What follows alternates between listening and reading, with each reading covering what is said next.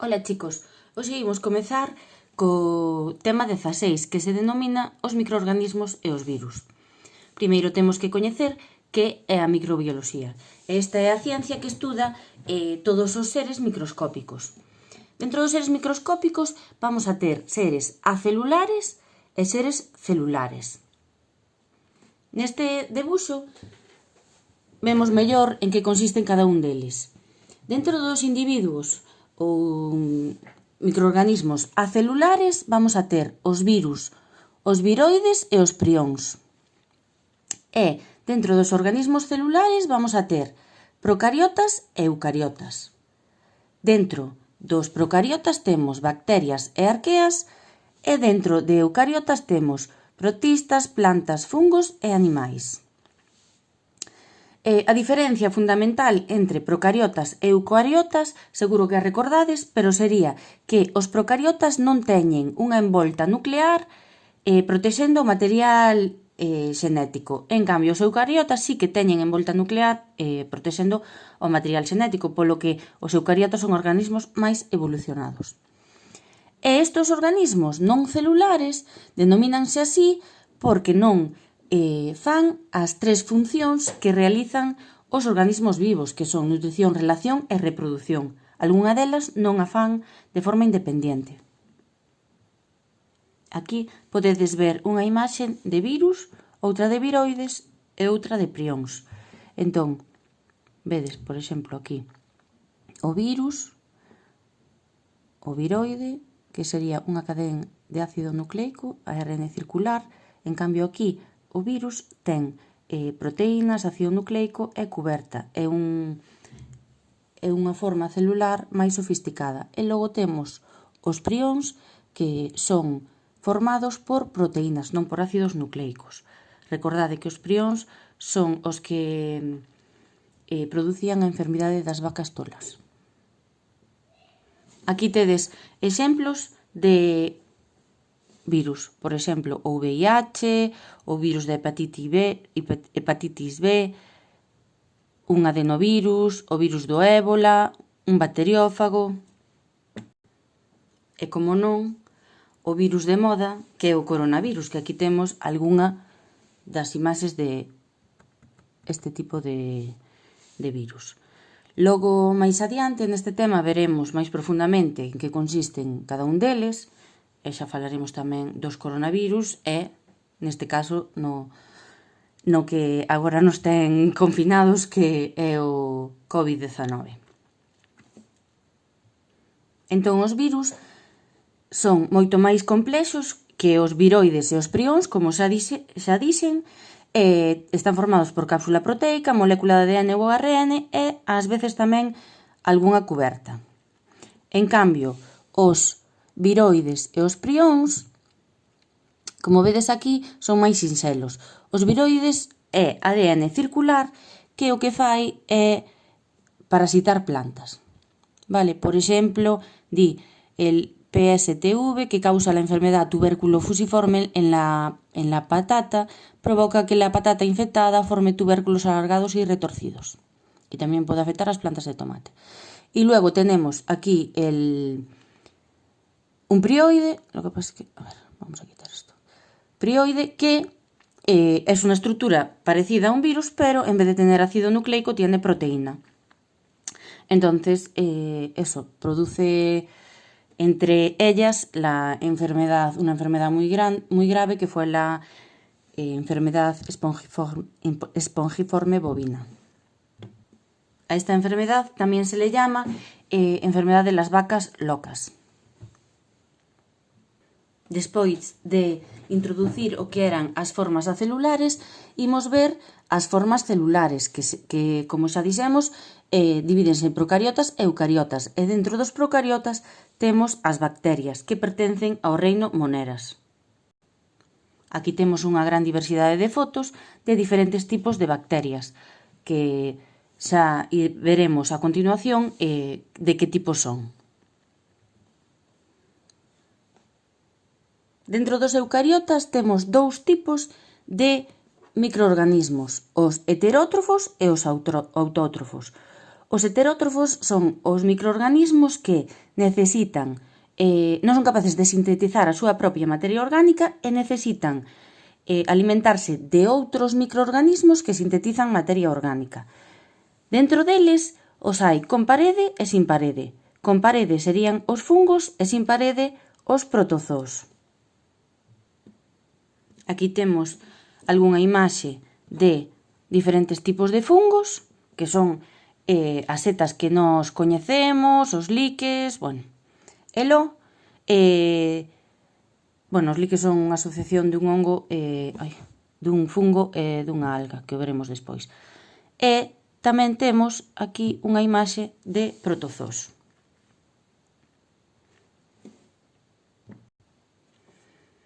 Como último tipo de microorganismo eucariota temos as microalgas.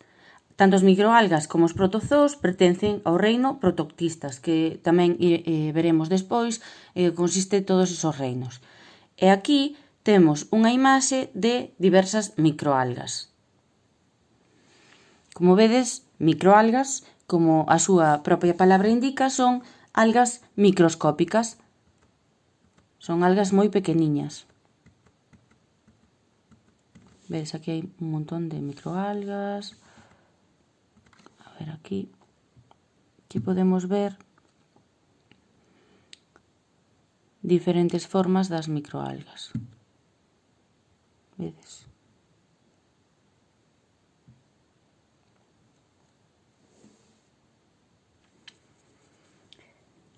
A ciencia microbioloxía naceu como tal no século XIX e o seu obxectivo principal era dar unha explicación á teoría da xeración espontánea.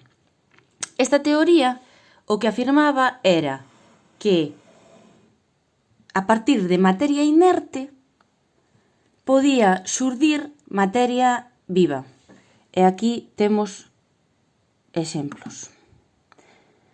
Como poñían, por exemplo, calquer tipo de carne a descompoñer en contacto co aire, o que pasaba era que ao final esta materia orgánica se descompoñía e entraban organismos vivos, pero eles o que dicían era que estes organismos vivos se xeraban a partir deste trozo de materia orgánica. Pero houbo xente que o que fixo foi intentar demostrar que isto non era así.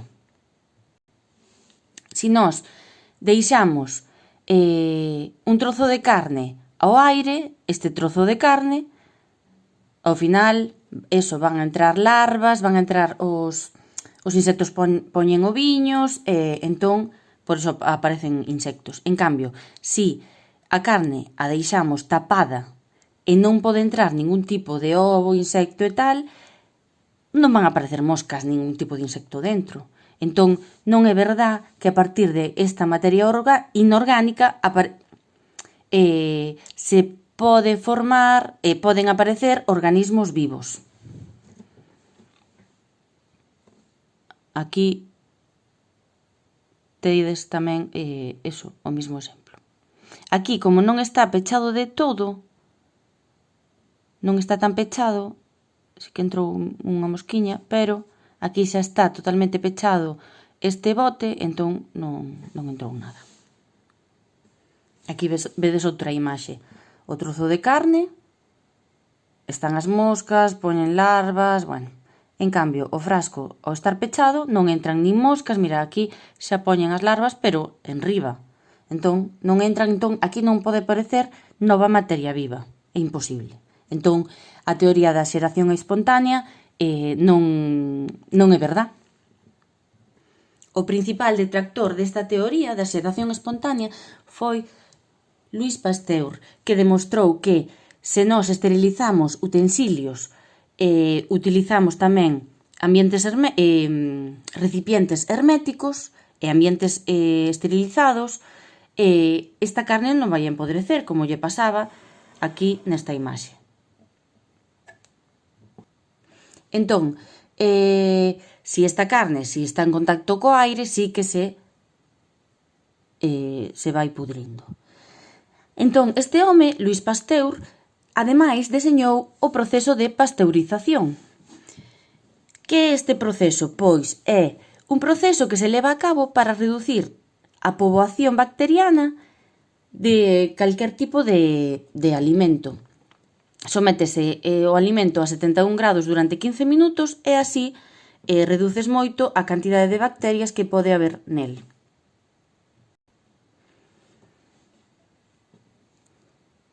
Aquí nos explica, la pasteurización es un proceso térmico realizado a los alimentos. Los procesos térmicos se pueden realizar con la intención de disminuir las poblaciones patógenas de microorganismos o para desactivar las enzimas que modifican los sabores de ciertos alimentos. Se utilizan a temperaturas que son más bajas que del punto de ebullición y porque si nosotros utilizamos temperaturas superiores al punto de ebullición va a alterar el alimento. El punto de ebullición del agua son 100 grados, ¿no? Entonces, moitos alimentos se poden pasteurizar, como augas, refrescos, cervezas, xeados, lácteos, as melt, os ovoproductos, moitas cousas, non? Aquí veríamos ao científico Louis Pasteur facendo os seus experimentos. O segundo punto a tratar neste tema sería ver os diferentes métodos de estudo e cultivo de microorganismos. Que temos que facer para estudar os microorganismos? Pois nós necesitamos varias cousas. Primeiro, necesitamos unha poboación microbiana en crecemento activo, é dicir, un cultivo. Aquí temos, por exemplo, unha poboación microbiana. Aquí puse unha foto de diferentes tipos de microorganismos. Esta poboación microbiana vai a ter que alimentarse. Entón, vamos a necesitar un medio de cultivo que teña os nutrientes que esa poboación que nós queremos cultivar necesite. E tamén temos que manter a temperatura e o pH óptimos para que esa especie poida crecer, porque se é unha especie acostumada a crecer a temperaturas baixas e o sometemos a temperaturas altas, vai a morrer. Aquí puxen unha foto de diferentes medios de cultivo e aquí tamén vemos diferentes tipos de medio de cultivo. Algúns se chaman agar nutritivo, agar sangre, agar chocolate, agar manitol salado. Son diferentes tipos de cultivo segundo os microorganismos que nós queiramos cultivar. Cando queremos estudiar un microorganismo, queremos estudiar normalmente un só. Entón, o que temos que facer é conseguir un cultivo puro, é dicir, que só teñamos unha especie en concreto, que non estén mesturadas, non? Entón, para poder ter un cultivo puro, debemos someter a noso cultivo a diferentes métodos de illamento, que os imos a ver a continuación. Entón, se utilizamos métodos de illamento, temos un cultivo e vamos separando as diferentes especies que temos nese cultivo ata conseguir a especie que nós queremos. Por exemplo, nesta imaxe, xa teríamos un cultivo puro, é dicir, que acabamos de cultivar unha soa especie. Posteriormente, cando xa temos o noso cultivo puro e queremos identificar os microorganismos, o que temos que facer é sempre traballar con eles en condicións asépticas. É dicir, que non estén contaminadas, que, por exemplo, temos aquí varias imaxes de condicións asépticas e tamén todos os materiais que nós temos que vamos a utilizar teñen que estar esterilizados. É dicir, se tiveron que meter nun autoclave, que sería unha estrutura así, que hai tamén nos laboratorios, hai en pequeno, por exemplo, nas fábricas é así, hai en tamaño moi grande, onde se meten os carros das latas para esterilizar. Pero nun laboratorio son así pequeniños, as autoclaves. Métese todo os utensilios para esterilizar, porque senón poderíamos contaminar a muestra, porque nas nosas mans hai bacterias, na mesa hai bacterias, en todo hai bacterias. Entón, ten que ser todo condicións asépticas. Aquí vemos a ver se se ve mellor, que esta persoa está sembrando un microorganismo aquí neste medio de cultivo, ten aquí o microorganismo, non? E está dentro como dunha campana. Vou buscar agora unha foto, vos vou a poñer. Entón, esa campana o que fai é manter as condicións asépticas para que non se contamine este cultivo. E aquí tamén vemos outra maneira de conseguir condicións asépticas se non temos esta cámara é ter un mecheiro de alcohol, un chisqueiro de alcohol posto cerca de onde imos sembrar. Entón, o que vai facer este chisqueiro é manter o aire libre de microorganismos, porque todo este aire vai estar a unha temperatura alta que se houbera algún microorganismo morrería. E sempre as mans ben limpas e a tapa do sitio onde imos sembrar o noso cultivo pouco aberta, porque se abrimos moito ten máis posibilidades de entrar algún tipo de microorganismo. Vedes, esta sería a cabina de seguridade onde temos aquí a nosa placa de cultivo e a persoa metería aquí as mans dentro, ábrese este cristal, metese as mans dentro e aquí se fai pois ese proceso de sembrar ou o que sexa, non? Encéndese e aquí hai un ambiente totalmente estéril. Entón, imos a ver como son os medios de cultivo para que o noso microorganismo que queremos cultivar se poida nutrir. Entón, os medios de cultivo para microorganismos no laboratorio poden ser de diferentes tipos. Entón, según o criterio que utilicemos, se pode clasificar de diferentes maneiras. Se atendemos ao criterio da composición do cultivo, hai dous tipos, os complexos e os sintéticos. Estes medios de cultivo necesitan que lle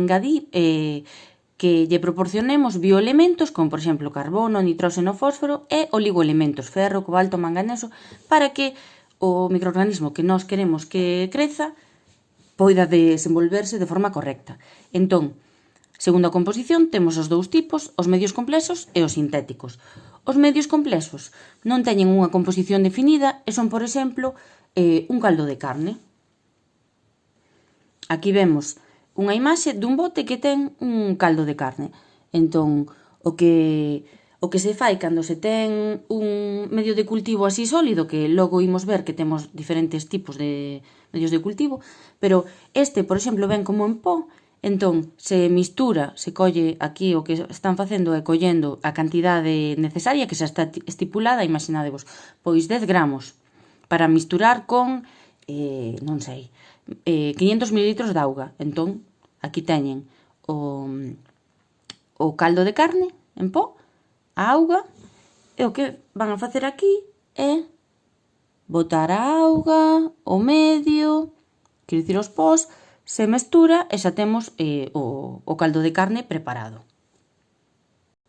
E logo tamén temos os medios sintéticos que xa están elaborados, creadas nun laboratorio, nunha fábrica, e teñen unha composición concreta para xa orientada a determinado tipo de microorganismo. En plan, se eu quero cultivar tal bacteria, necesito un medio sintético de agar, non sei que, pois é así, vale? Os medios de cultivo tamén os podemos clasificar atendendo ao criterio do seu estado físico. Entón, os medios de cultivos poden ser sólidos, líquidos ou semisólidos. Aquí temos un exemplo de cada. Isto sería o medio de cultivo sólido, aquí un líquido e este semisólido, que é como se fora un líquido denso. Cando temos o medio de cultivo que nos consideramos adecuado para o noso microorganismo, o que faríamos é engadir a esa amostra, a ese medio de cultivo, a bacteria que nós queremos cultivar. E o faríamos cunha asa de cultivo. Nesta foto veríamos un exemplo de asa de cultivo, que sería esta estructura, coa que colleríamos o noso microorganismo a cultivar e o sembraríamos aquí neste medio de cultivo.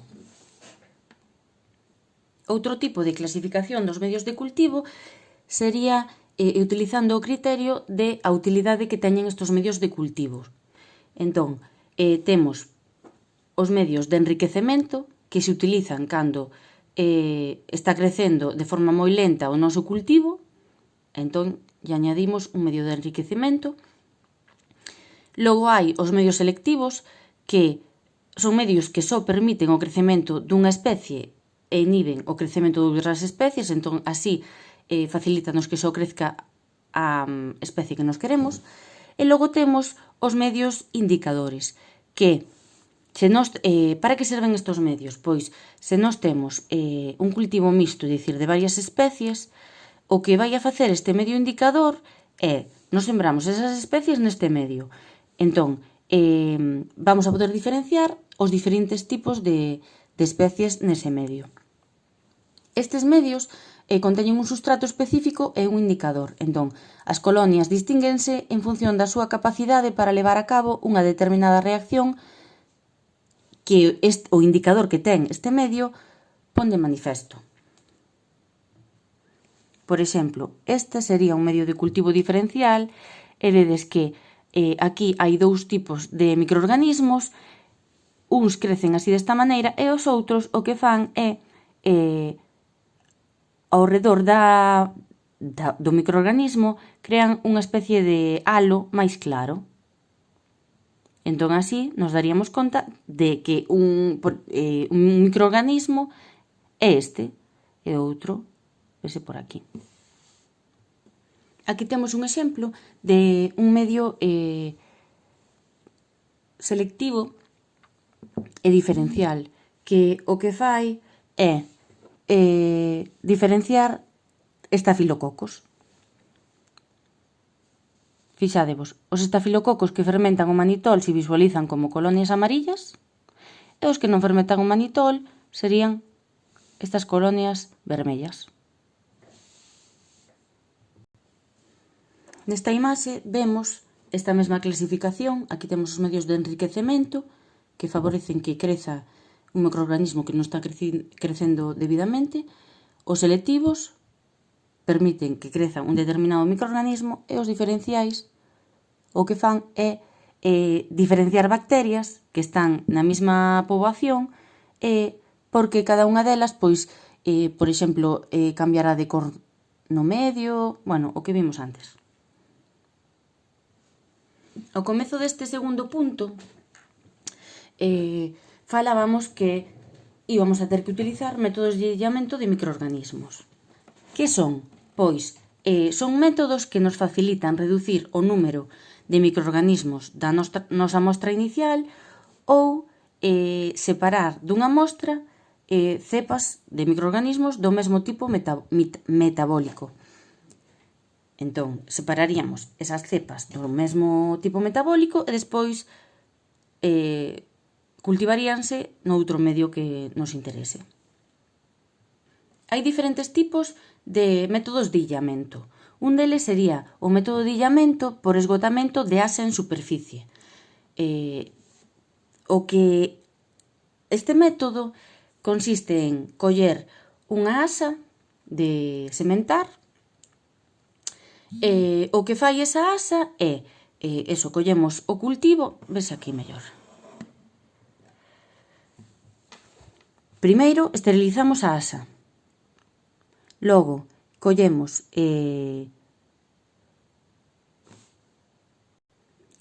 a asa e introducimos no medio de cultivo onde temos o microorganismo que nos interesa. Collemos a placa Petri e o que facemos é sembrar desta maneira. Como se fora esta asa, non? Entón, primeiro introducimos neste tubo onde está o medio de cultivo co microorganismo e facemos así. Logo, o que facemos é, desta punta, volvemos a sementar esta parte. Porque nós fixemos así, estiramos. Entón, despois, cóllese de aquí, estírase. E despois de aquí, desde este punto, volvese a coller e se volve a estirar. Non? Fixemos isto. E despois de aquí, volvemos a sementar. Entón, o que fixemos así é ir collendo cada vez menos microorganismos. Para ao final obter aquí moi poucos microorganismos. Outro tipo de método de illamento de microorganismos sería o illamento por dilución e sementeira en profundidade. Este método sería o método que vemos aquí nesta imaxe. En que consiste? Nós temos aquí unha suspensión de células microbianas. Aquí, en cada un destes tubos de ensaio, temos 9 ml de solución salina. Entón, nos collemos 1 ml da suspensión de células microbianas. Este mililitro engádese a estes 9 ml de solución salina. Mestúrase e de aquí cóllese 1 ml. Mestúrase, cóllese un, mestúrase, cóllese un, mestúrase, e así sucesivamente. Entón, despois, este último tubo de ensaio co medio de cultivo, coa solución salina, neste caso, e as células microbianas, temos aquí, o que facemos é vertelo nunha placa Petri. Entón, despois cultivámolo e xa teríamos colonias aisladas, porque o que fixemos foi ir disminuindo cada vez o número de microorganismos en cada tubo de ensaio. O último método de illamento de microorganismos sería o illamento directo, que sería, hai microorganismos que son máis grandes, como por exemplo unhas especies de algas e protozoos, que podemos coller directamente cunha pipeta Pasteur baixo unha lupa e illalos. Isto sería unha pipeta Pasteur. Entón, se temos un cultivo con un microorganismo grande, pois que podemos ver gracias a unha lupa, podemos collelo con esa micropipeta e pasalo a outro cultivo.